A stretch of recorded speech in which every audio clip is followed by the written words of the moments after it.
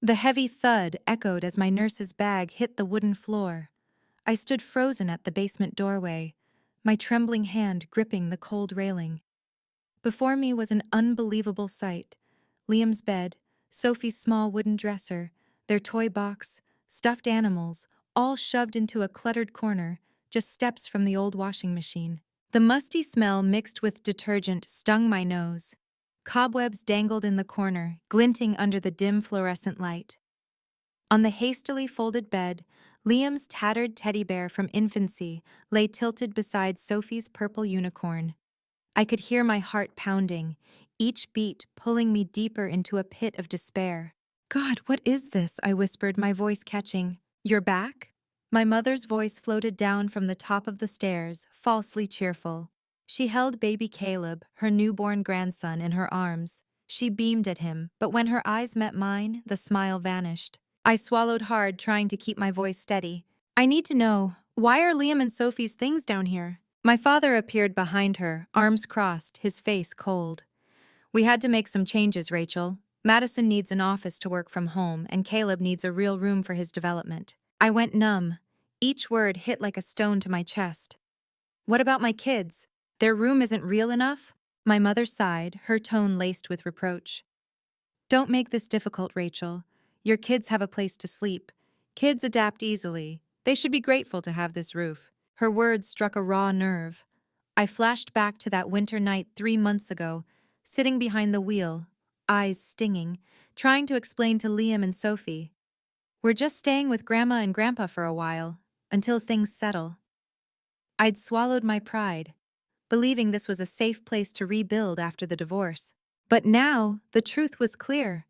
To my parents, my children were a burden, while their golden grandchild was the center of their universe. I climbed a few steps until I was nearly eye level with my mother.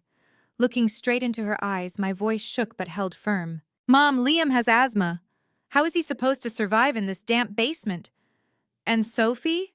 She needs light, space to play her music. You think they can just adapt to this?" My father frowned, his voice low and gruff. "You're overreacting. This basement is fine. You should focus on work and let us handle family matters." "Family?" I let out a bitter laugh. "What kind of family shoves 2 kids next to a washing machine to make room for a fancy nursery?" The room fell silent. My mother clutched Caleb tighter, avoiding my gaze. I knew she'd defend Madison, as she had countless times during my childhood. And as if on cue, Madison appeared at the top of the stairs. Her hair was disheveled, her eyes a mix of guilt and defiance. "Rachel, it's just temporary. Caleb's so young he needs stability. Liam and Sophie will get used to it. Kids are resilient." I spun around, anger flaring. Convenient. "Kids are resilient only applies to my kids, right? Yours gets the best of everything, even if it means taking from others?" Madison bit her lip, silent. My father shot me a disappointed look. "You need to be reasonable, Rachel. We're all trying to do what's best for this family." "This family?" My throat tightened. In that moment, I realized a painful truth.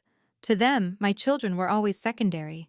I stepped back into the basement, picking up Sophie's clarinet case, my hands trembling as I brushed off a thin layer of dust. The washing machine hummed, water gurgling through the pipes, a mocking soundtrack to my situation. "I can't let Liam and Sophie grow up in this disregard," I said softly, but loud enough for all three to hear. No one responded. Only Caleb's cry broke the suffocating silence of the house. I know you reading this might wonder, if you were in my shoes, what would you do? Would you accept the unfairness to keep the peace, or stand up for your kids, even if it meant confronting your own family? If you've ever faced favoritism, comparison, or the feeling of being less than, share with me. Don't let those wounds fester in silence. Leave a comment so I know we're not alone in these stories. Some truths, once faced, you wish you'd never known. But we all understand that once the truth is out, you can't pretend not to see it. That night, after a grueling 16-hour shift, I went to the kitchen for a glass of water and saw Madison's laptop glowing on the dining table. The faint blue light cast an eerie glow in the dark kitchen. I meant to just close it, but a message notification popped up with Madison's name. I'm not a snoop. But in that moment, a vague premonition gripped me. I hesitated, then leaned closer. The message hit me like a punch to the chest. Let them stay in this basement. Rachel's always working, she won't notice. Besides, her kids are used to getting the short end. I froze. I swallowed hard, reading it again, then a third time. Scrolling up, I saw a string of messages between Madison and a friend.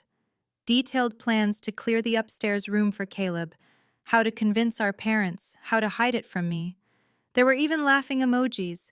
She's always been a doormat. My hand shook so badly I nearly dropped the glass. I gripped the chair, fighting back tears. My body burned, but my heart was ice cold, as if sinking into that basement. In the days that followed, I watched my children differently, noticing details I'd missed in my exhaustion. Liam's coughing worsened. Each night, his hoarse wheezes echoed in the damp space, cutting into me like a knife. The asthma inhaler, once on a shelf, now stayed by his pillow, a clear sign he needed it more often. Some nights, I woke from fitful dreams to find him curled up, clutching his old teddy bear, his face contorted in struggle. Sophie was different. My lively, music-loathing girl who used to practice her clarinet passionately had let the instrument gather dust in a corner. When I asked, she gave a weak smile. I don't want to disturb Caleb when he's sleeping. I knew she was lying. Her downcast eyes and trembling voice gave her away. My 9-year-old, who should have been carefree, was learning to suppress her passion to keep the peace. Looking at them, I saw my younger self. Memories flooded back like a raging torrent. As a child, I was always left behind. I remembered my 10th birthday, longing for a simple bike. Instead, Madison got a digital piano, though it wasn't even her birthday. I got a book and a lecture. You're older, you should learn to be independent. I recalled my high school graduation, honored with an outstanding diploma. But my parents didn't show. They were busy taking Madison to a singing competition in another state. I stood on stage, staring at empty seats, my heart hollow.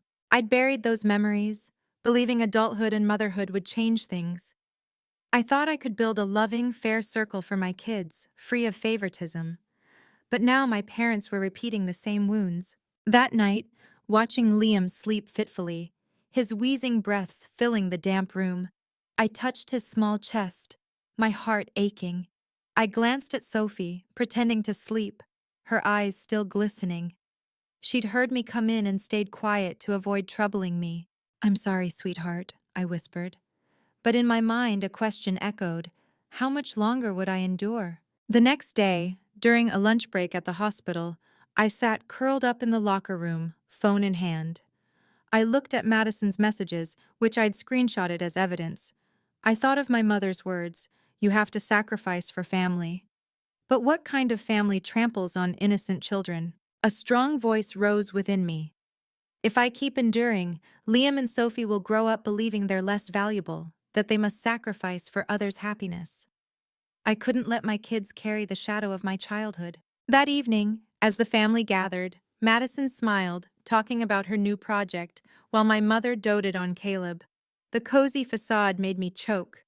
Everyone acted like nothing was wrong, while downstairs, my kids were forced to be good children. I saw the crack in our family, no longer hideable behind fake cheerful dinners.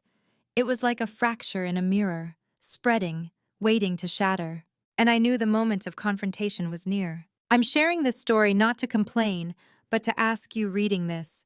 If you saw your kids being shortchanged, if you recognized unfairness repeating across generations, what would you do?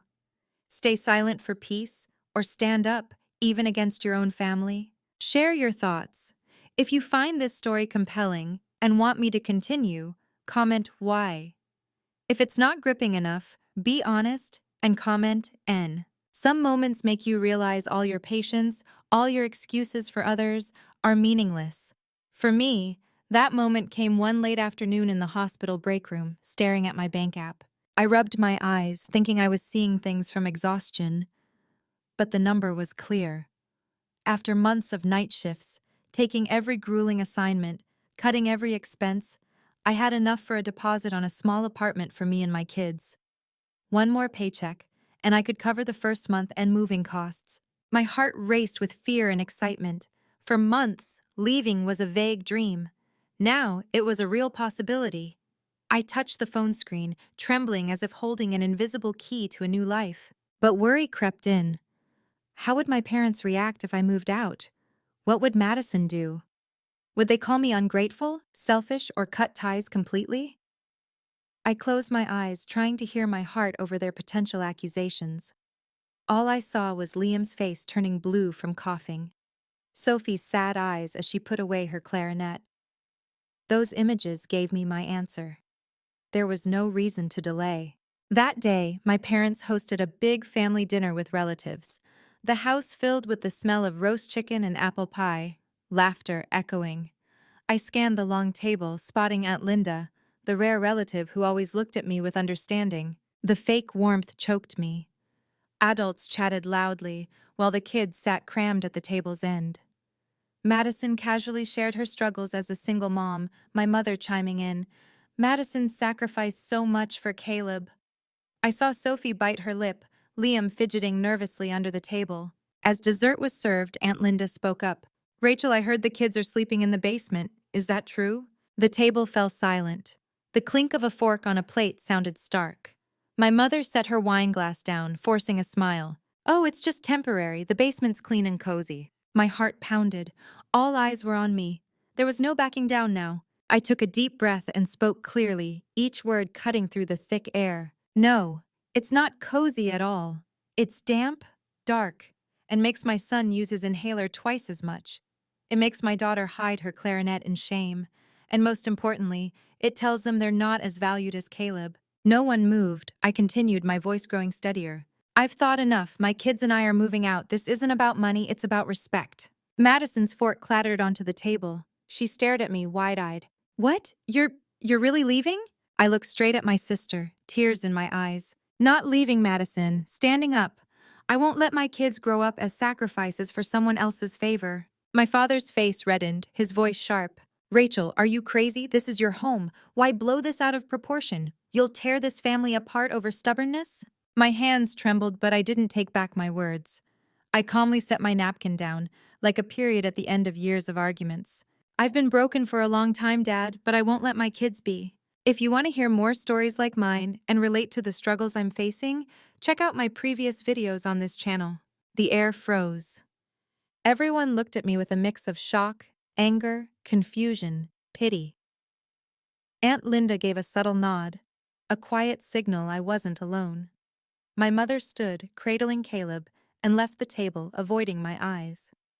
Madison stammered, her lips moving, but no words coming out. For the first time in years, I felt strangely light.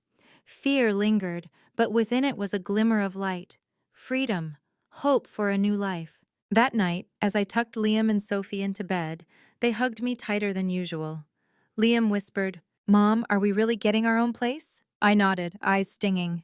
"Yes, buddy, a place with windows, light, and Sophie's music." Sophie gave a small smile, her eyes shining with trust for the first time in a while. I knew this promise couldn't be broken. They say some small moments become dividing lines in life. For me, it was the first morning opening the door to our new apartment, sunlight flooding in, illuminating my kids' awestruck faces. The apartment was on the third floor of an old Denver building. Outside, the red brick walls were weathered, the stairs creaking underfoot. But inside, it was a different world. Square windows, light pouring in, chasing away the shadows that had clung to us. Liam stopped short, clutching his familiar teddy bear. He looked around, then ran to a window, yanking open the old curtains. Sunlight hit, making him squint, but a slow smile spread across his face.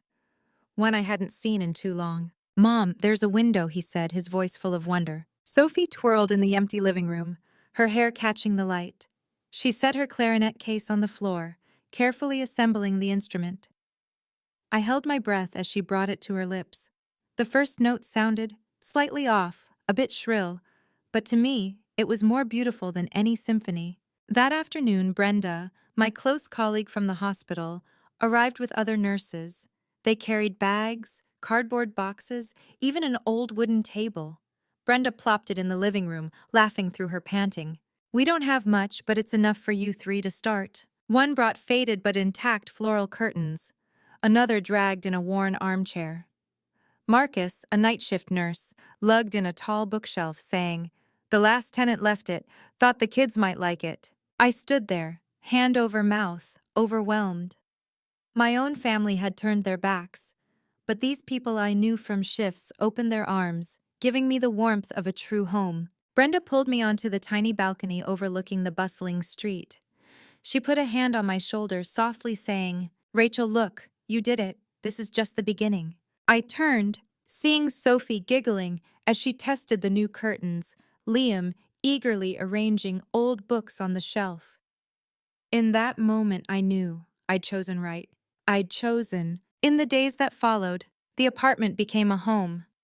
I painted Sophie's room pale purple, her choice. Liam picked navy blue for his, excitedly sticking science posters on the walls. At night, instead of endless coughing, I heard laughter. Liam used his inhaler less, slept deeper. Each morning, he flung open the window to breathe fresh air, saying, "Mom, no more moldy smell." Sophie invited a classmate over. They sat on the floor, giggling, and Sophie played her clarinet. I listened from the kitchen, the music drifting through, each note erasing the bitterness I'd swallowed. Once Brenda stopped by, heard Sophie play, and clapped endlessly. "That girl's got talent. Who knows, maybe a famous musician one day." Sophie blushed, her smile radiant, the one I thought might never return. But the new life wasn't all joy. I still worked grueling hours, counted every penny. At night, after the kids slept, I sat at the small dining table, reviewing bills, calculating expenses. Sometimes, I nodded off over papers. The difference now was that exhaustion came with hope, not despair. I knew every dollar went to building a fair, peaceful home for my kids. One Sunday morning, I opened the window, sipping coffee. Liam ran up, showing his journal. "Mom, I wrote that since moving here, I cough less. My teacher says I'm more active." I read his scribbled words, tears falling unnoticed. Sophie leaned on my shoulder, whispering, "Thanks for bringing us to a place with light." I hugged them close. In that moment, I understood. The light through the windows didn't just brighten the room. It rekindled the faith that had faded in our hearts. That evening, Brenda and colleagues stopped by with more hand-me-downs. We spread a blanket on the floor, ate pizza, laughed. Sophie played a short clarinet piece. Liam eagerly presented his science project. Everyone clapped, making the kids blush with happiness. I watched quietly, filled with gratitude. I realized family doesn't have to be blood. It can be those who value and lift you up in the hardest times. But life's no fairy tale. New doors often let in cold winds from the past. I sensed that soon, my parents and Madison would come, bringing their same words, looks, and schemes. Thinking of it, my heart tightened. But this time, I wasn't afraid. I had a solid foundation, a small home full of light, 2 kids coming back to life, and the belief that I was strong enough to protect them. They say 6 months can change a life. For me, that's never been truer. From an exhausted single mom, I'm now steadier. Work at the hospital has stabilized. I've even been promoted to shift coordinator, a role I never dared dream of. The pay's better, the responsibility heavier, but I have a voice and respect. Late afternoons, returning to my small apartment, I no longer feel fear or despair. I'm walking my own path.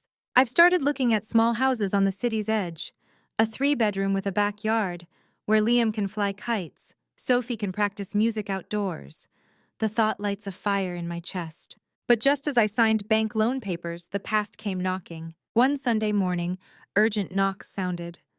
Opening the door, I saw my parents, Madison beside them, holding Caleb.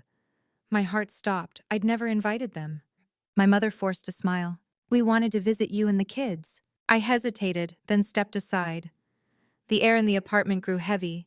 Caleb babbled in my mother's arms, his rosy cheeks softening anyone's heart. Madison avoided my eyes, looking wearier than before. Liam and Sophie ran out from their rooms. Liam froze, seeing his grandparents, then sidled close to me. Sophie set her clarinet on the table, looking hesitant. I gave her a small nod, encouraging. Sophie took a deep breath, raised her clarinet, and played a bright tune. No longer faltering like in the basement days, the music was clear, confident, lighting up the room. When she finished, she gave a shy bow, her hair glinting under the light. My mother blinked rapidly, holding back tears.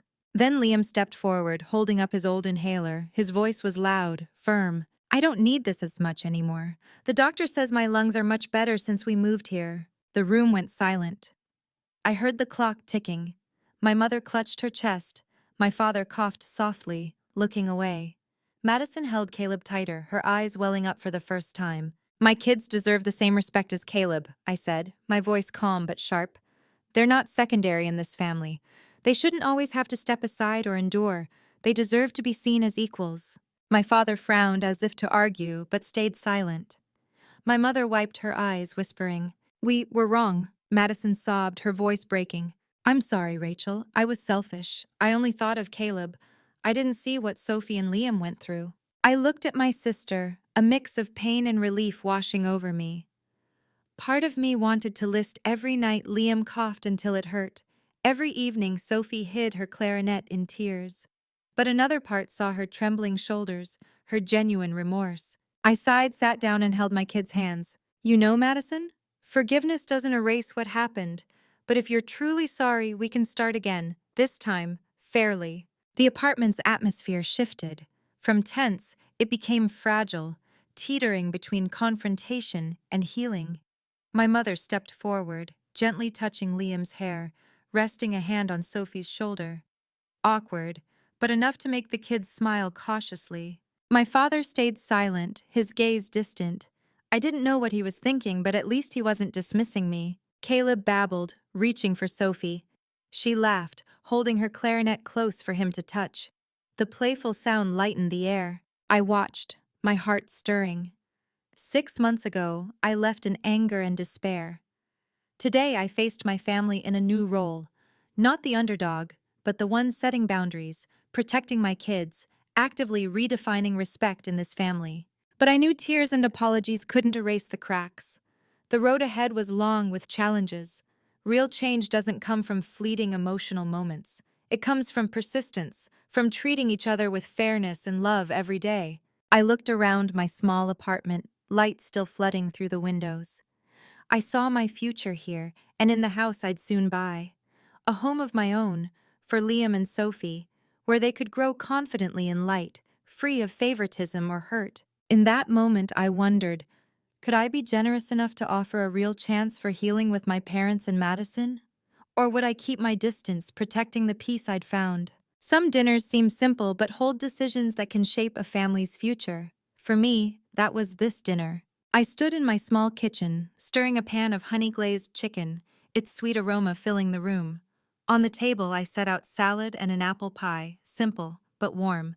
My heart raced, not from worry about the food, but because, for the first time, I'd invited my parents and Madison as guests.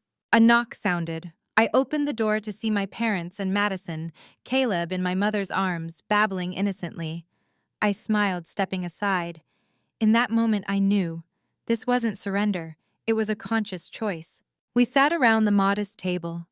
Golden light cast a cozy glow. At first, the air was awkward. My mother clumsily asked about my job. My father silently scanned the apartment. Madison busied herself with Caleb. Sophie broke the silence. She grabbed her clarinet, stood in the middle of the room, and played a lively tune. The sound was vibrant, confident, brightening the space. When she finished, her hair shone under the light as she bowed shyly. My mother cried, tears streaming down her cheeks. Liam piped up excitedly. I barely need my inhaler now, Grandma and Grandpa. The doctor says my lungs are much better. He held up the old inhaler, eyes gleaming. The room went quiet. No one could deny the obvious change. I felt the moment I'd waited for had arrived. I set my fork down, looking at my parents. My voice was calm, resolute. I forgive, not because what happened was right, but because I don't want Liam and Sophie growing up in resentment. Love only matters when it comes with respect. My mother sobbed openly, her shoulders shaking. My father, always stoic, had red eyes and turned away to hide a late tear. Madison clutched Caleb, her lips trembling. I'm sorry, Rachel. I was selfish. I only saw Caleb, not these amazing kids. I'm truly sorry. I looked at my sister, feeling a tangle of pain and relief. I didn't say much, just nodded. Sometimes, forgiveness doesn't need grand words, just a chance to start again. The dinner's mood shifted. From tense, it became a quiet space of emotion. My parents slowly asked Liam about school, listened to Sophie's dreams of joining the school band. My mother touched my hand, an awkward but sincere apology. I knew wounds don't heal in one night, but like this apartment, light was creeping through the windows, slowly dispelling the darkness. As they left, my mother turned back, saying softly, "Thank you for giving us a chance." I smiled. "Not for you, for my kids. They deserve a decent, fair family." The door closed, and I sank into a chair, exhaling. Liam ran over, hugging me. "You're awesome, Mom." Sophie leaned on my shoulder, whispering, "I'm so happy." I hugged them, eyes stinging. In that moment, I understood. Forgiveness isn't weakness. It's the strength to let go of old pain and plant seeds of love for the next generation. The road ahead isn't smooth. My family and I have distances, hurts still to heal. But today, I took the first step, inviting them in, sitting at the table, listening to the clarinet in the light. Maybe that's what true family is, imperfect but capable of change with a chance to be better. Looking back, I see that the deepest wounds often come from family, but from them, we learn the power of love and forgiveness. I once thought silence would keep the peace, but it only hurt my kids and me. Only when I found the courage to leave, to fiercely protect Liam and Sophie, did we rediscover the light of respect. The biggest lesson I've learned is that forgiveness isn't weakness. It's daring to forgive while holding boundaries, opening your heart without losing dignity. Through it, my kids and I could start anew, and my family has a chance to change. If this story gave you something, faith, empathy, or a moment of reflection, let me know in the comments. Don't forget to like and subscribe for more human stories.